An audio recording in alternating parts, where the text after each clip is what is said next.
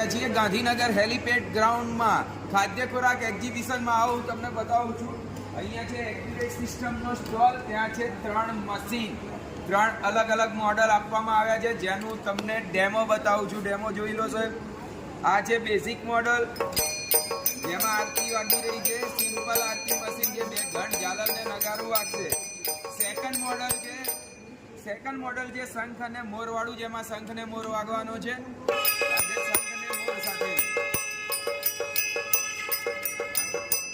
અને top model છે સાહેબ, હજી ટોપ મોડલ છે, વર્લ્ડ રેકોર્ડ, વિશ્વનો રેકોર્ડ છે.